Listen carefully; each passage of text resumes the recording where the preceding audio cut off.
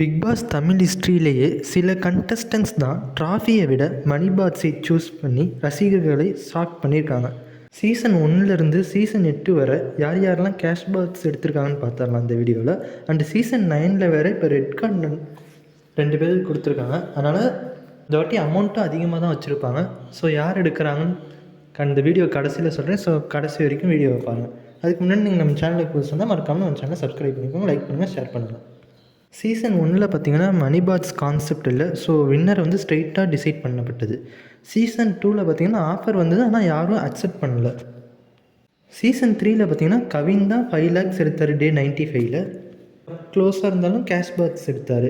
Season 4ல் Gabriella வந்து 5 lakhs எடுத்தாங்க டே 102ல். இது ஃபேமிலி அண்ட் ஸ்ட்ராட்டஜி டிசிஷன் கண்டு எடுத்தாங்க.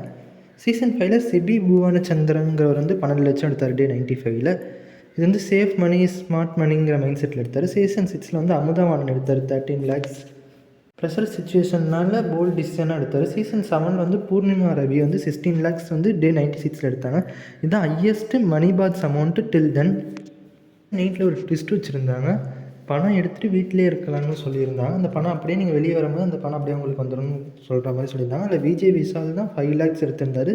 ராயன் வந்து 2 lakhs எடுத்திருந்தார். அண்டு பவித்ரா ஜனனி வந்து 2 lakhs எடுத்திருந்தாங்க. அண்டு முத்துக்குமரன் இதில் வந்து 50,000 எடுத்திருந்தார். அண்டு வின்னரும் இந்த இதில் வந்து முத்துக்குமரன் தான். ட்ராஃபியோடு சேர்த்து 40.5 லட்சம் ப்ரைஸ் அமௌண்ட் அவருக்கு கிடச்சிச்சு. சீசன் 9ல் பார்த்திங்கன்னா விஜய், பார்வதி அண்டு கமருதீனுக்கு வந்து ரெட் கார்டு கொடுத்தாங்க சாண்ட்ராவோட நடந்த இஷ்யூ காரணமாக. அதனால் இப்போ வந்து கேம் பேலன்ஸே சேஞ்ச் ஆகிருக்குன்னு சொல்லலாம்.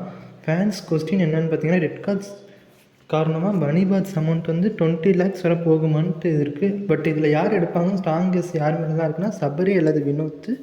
அரோரா சிங்க்லர் வந்து டிக்கெட் டு ஃபினாலே வின்னர் இதாகினால அவங்க எடுக்க மாட்டாங்க. ஸோ 15 to 20 lakhs வந்தால் ஸ்மார்ட் ஹிட்ஸி சான்ஸ் அதிகமாக இருக்கும்.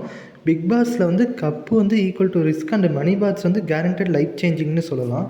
நீங்கள் கண்டஸ்டண்ட்டாக இருந்தால் கப்பு எடுப்பீங்களா கேஷ் எடுப்பீங்கன்னு கமெண்ட்டில் சொல்லிட்டு போங்க.